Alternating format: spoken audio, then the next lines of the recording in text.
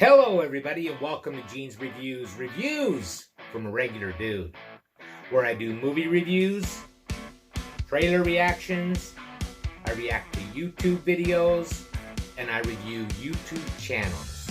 And I do whatever the hell I want. Today I'm doing one. This is the eerie alien abduction of Travis Walton. 17 facts you need to know. Okay, if you don't know who Travis Walton is, they based a movie with D.B. Sweeney on him. It's called Eye in the Sky. And I can't remember, it's either early 90s or late 80s. It's an awesome movie. Really, really creepy movie. But it's probably the most popular alien abduction ever documented. So let's check this out right now.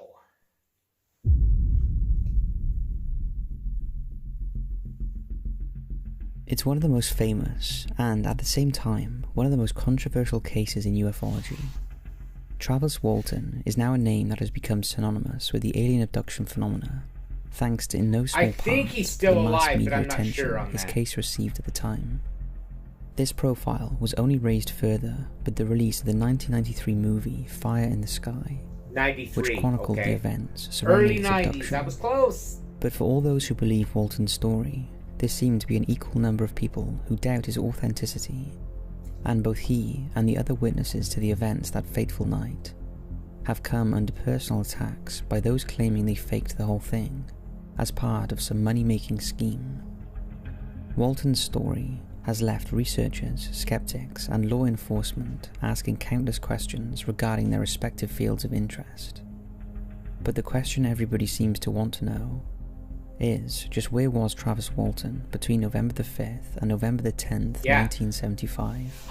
Was he, I've heard as some all have about this suggested, story. hiding out in a cabin or a tent deep in the forests of Arizona, waiting to re-emerge with tall tales of aliens? Or was he indeed carried away by some unknown force for reasons that still elude us? In this DD video, we're going to break down key points in the Travis Walton case. It's not our aim to prove Walton is telling the truth, nor are we here to suggest he's a liar.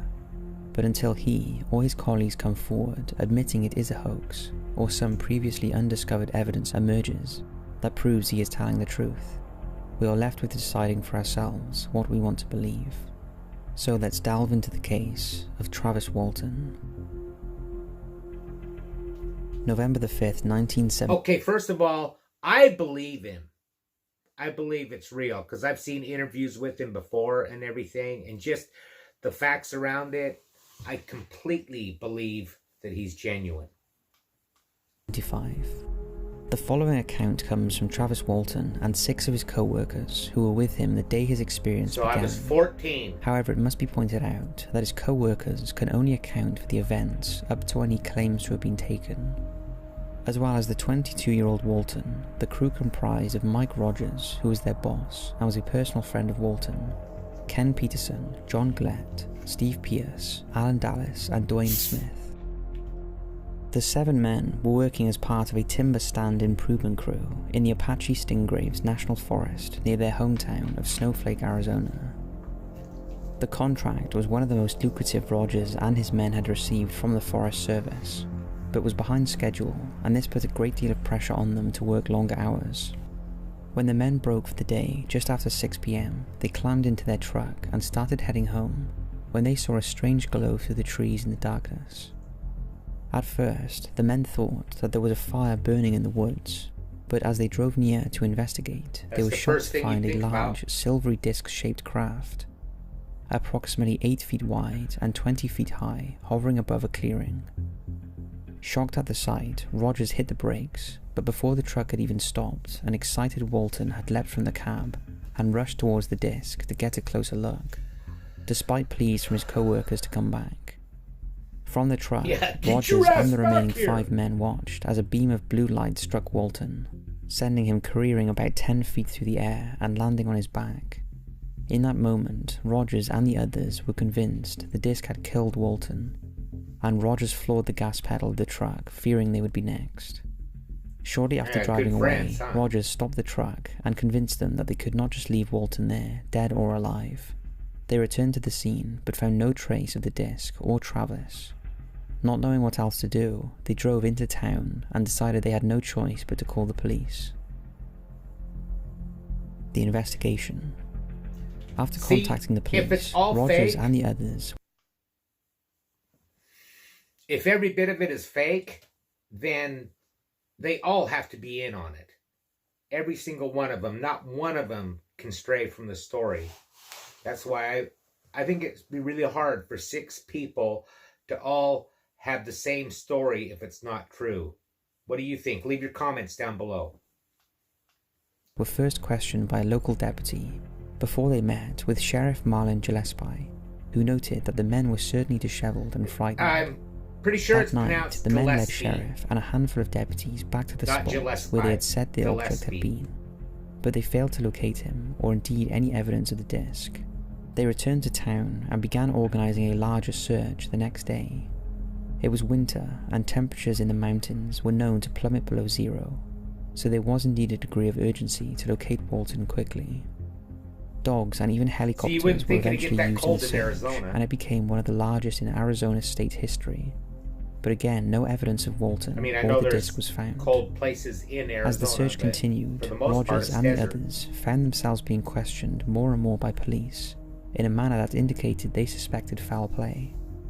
Even the police in the town, many of whom they had known their whole lives, were also beginning to mutter their suspicion that they were hiding the truth, that one of them, either intentionally or accidentally, had killed Walton, hidden his body, and then concocted the story of the UFO. Amidst the accusations, the Forest Service also terminated their contract and gave it to another crew. Given the seriousness of the situation and their extraordinary account of what happened that day, the police decided to bring in a polygraph expert named Cy Gilson to administer a lie detector test. In their initial questioning by police, the men seemed eager to take a polygraph test to prove what they were saying was true.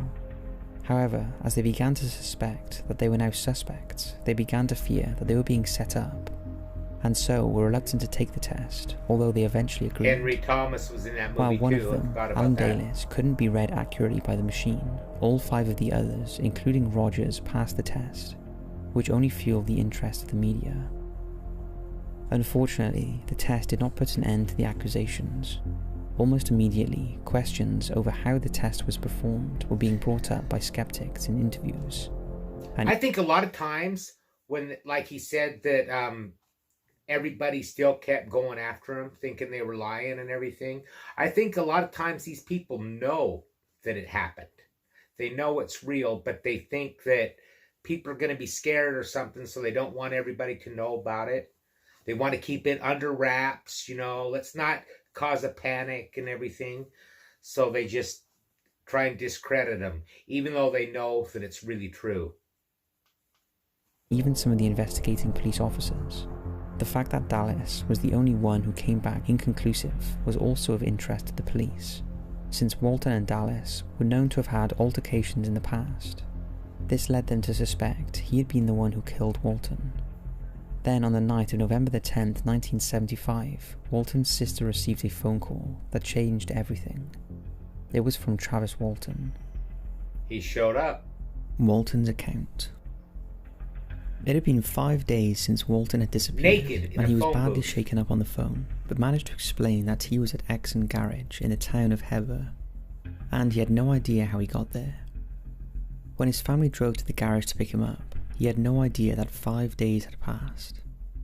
Attempting to recall what he remembered after he had been hit by the light, he told his family, "When I woke up, I thought I was in hospital. I was on a table on my back, and as I focused, I saw 3 figures. It was weird. They weren't human. They looked like fetuses to me, about 5 feet tall, and they wore tight-fitting tan-brown robes.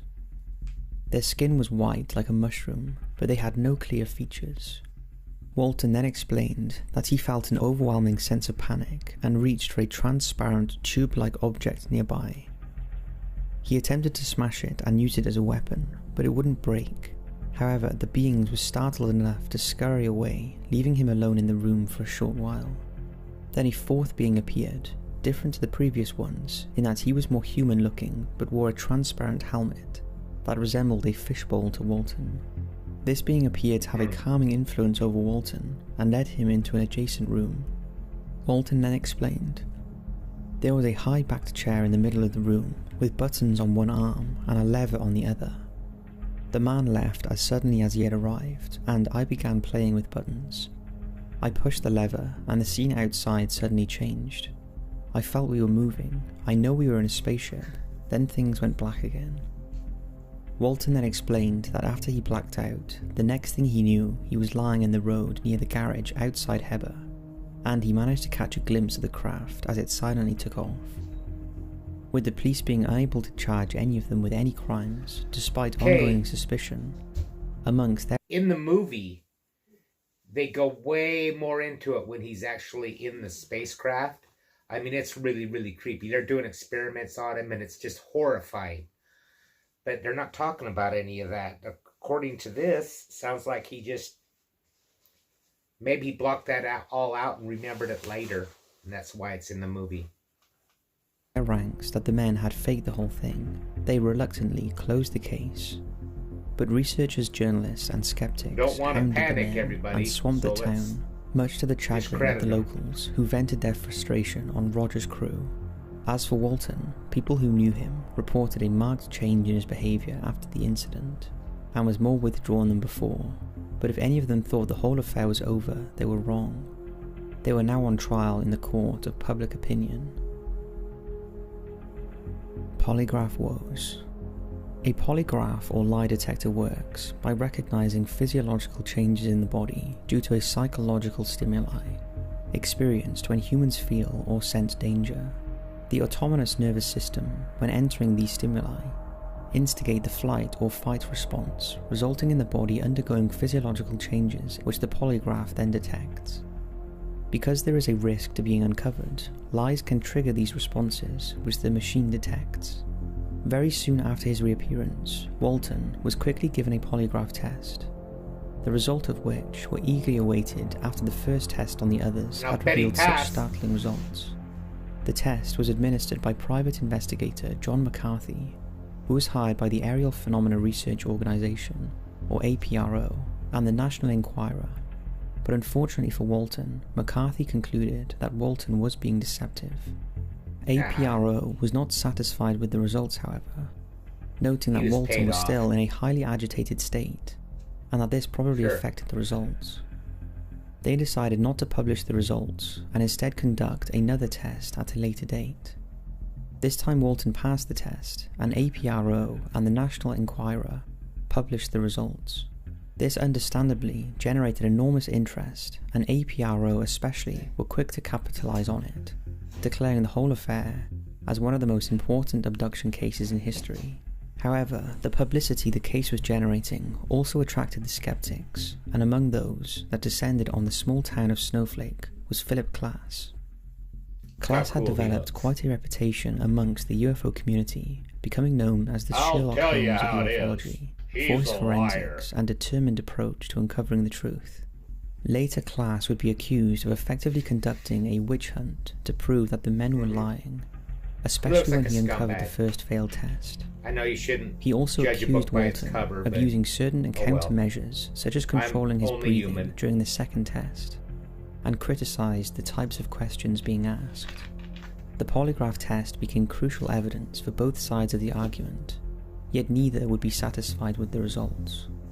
In 1993, Cy Gilson, who had conducted the first test on Rogers and the others, while Walton was missing, administered another test on Walton, Rogers and Dallas, whose results had been inconclusive originally. With the newer methods, all three men passed the test, but the critics again accused the questions of being designed to help the men pass. Science and skepticism Michael Shermer criticised Walton's claims, saying, "I think the polygraph is not a reliable determiner of truth. I think Travis Walton was not abducted by aliens. In both cases, the power of deception and self-deception is all we need to understand what really happened in 1975 and after." The case for it being a hoax. So, just why do Klaas and other skeptics doubt Walton and his co-workers so vehemently? Klaas himself put forward the theory that the entire thing was part of an elaborate plot to allow the 7 crew to get out of their contract with the Forest Service. As already stated, the men were behind schedule, and if they didn't meet the obligations of their contract, they would incur financial penalties. If this was the case, then they succeeded, since the Forest Service did indeed terminate their contract, which allowed them to walk away from the job without paying the penalty. They would also have an incredible story with which to then sell to tabloid newspapers in order to make up the money they had lost. And there is no denying that Walton and the others did profit from the whole affair. National Enquirer. Walton himself received $2,500 from the National Enquirer for the best UFO case of 1975, while the 6 others shared an additional $2,500. This greatly added to the suspicion that the men were lying about the incident in order to make money, while those who believed their story add that the incident cost them a lucrative contract, and they had to make that money up somehow. Other person made around Nevertheless, according to one of the crew, Steve Pierce, Klaas saw an opportunity to try and get him to say it was all a hoax, by offering him $10,000. Pierce refused, saying he knows what he saw. An alternative version of Klaas's theory was... If they were in it for the money, he would have jumped on that money. $10,000 is a lot more than 400 and something.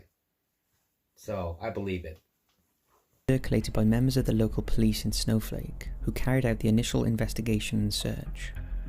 They believe the same motive as Klaas, but add that Walton and Rogers conspired to dupe the others into believing they were looking at a UFO, and would probably set up a balloon with lights on it, before Walton acted out what the others saw. This would make them ideal witnesses. But regardless of whether they were all in on it, or whether it was just Rogers and Walton, the question remains, why create a story about a UFO and alien abduction, when there were so many alternative, less spectacular, and more believable ways to get out of a contract? What could have motivated them to think UFO? Many point to an airing of TV movie 2 weeks earlier chronicling the Betty and Barney Hill abduction as being the inspiration. But all the skeptics really had to do was look into Walton's past, and they would see that UFOs were a big part of his life. His father was an avid believer in UFOs, and it was reported that he left his mother to pursue his interest in them when Walton was a child. Walton's brother was also well known for telling stories of being chased by aliens while growing up.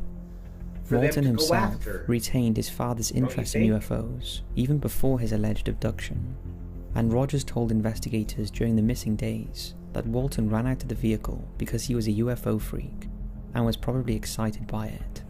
Some UFO researchers have also argued that Walton's story is rather inconsistent with other abductions. Firstly, why did the UFO make no effort to stop the others in the truck? Most UFO abduction cases never involve witnesses. Secondly, the memories Walton was left with were clear to him without hypnotic regression. Walton did undergo regression, but according to him on his website in 2019, I did not recall any experiences under hypnosis that I could not remember before. The hypnosis did help me verbalize my experience in greater detail, without being overwhelmed by anxiety, but did not help me regain any lost memories. When it boils down to it, we have to decide how much weight we want to put behind the polygraph test, which is the primary evidence supporting Walton and the others' claims. As we have already discussed, there are a number of criticisms to the test, and we know it's not infallible, which is why it cannot be used in a court of law. But that does not mean that the men are necessarily lying. We also have to remember that over 40 years later, Walton and the others remain adamant that what happened that night was the truth.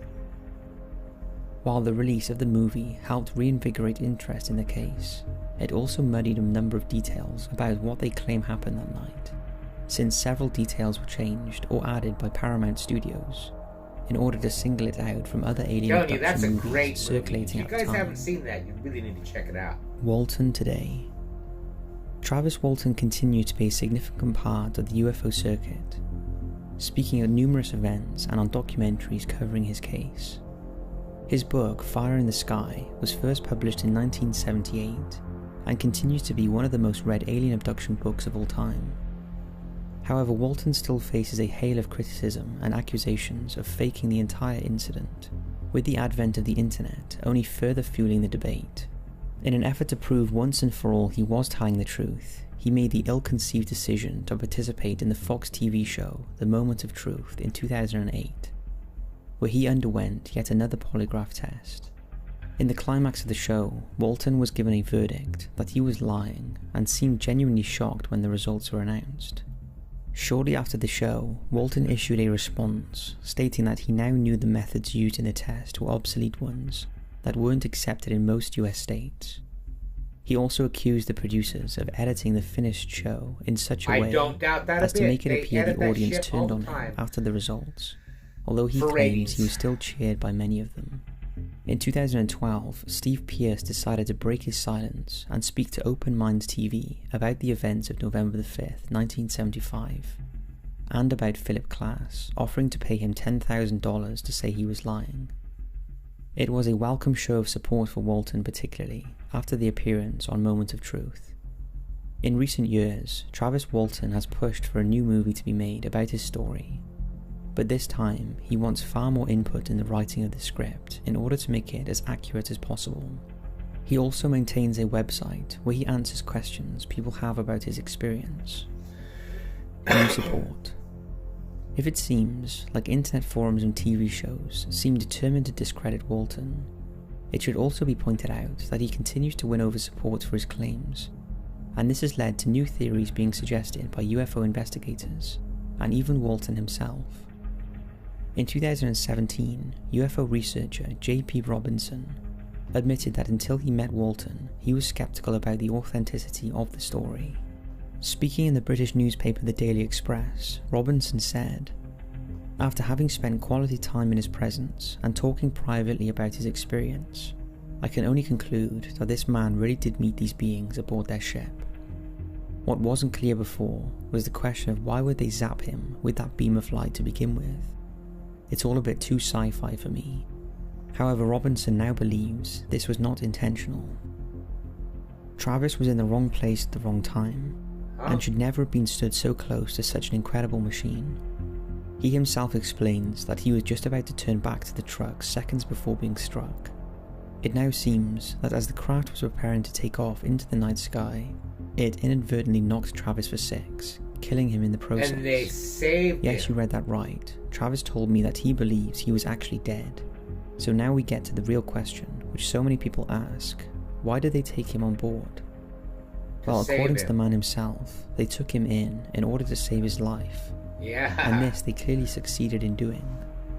Robinson finished by saying, "Travis Walton has made me believe again, or should I say know again, that we truly are in the midst of something remarkable, and it's only a matter of time before the bigger picture is revealed." That was cool. That's from a channel called Destination Declassified. Yeah, and as far as him being on that TV series Moment of Truth, and them saying that he was lying and all that stuff, they're going to get a lot better ratings if they say that he's lying than if they say he's telling the truth. I mean, you've seen that already on a lot of those different reality shows and everything. It's all staged. It's all phony as hell. Anyways, that's my opinion. I believe Travis Walton. I believe he was abducted. Let me know in the comments what you believe. How about a joke? What does the nosy pepper do? He gets all up in your business. Thank you, everybody. Make sure you like, comment, subscribe, #MeanGene, all that fun stuff, and I will see you next time.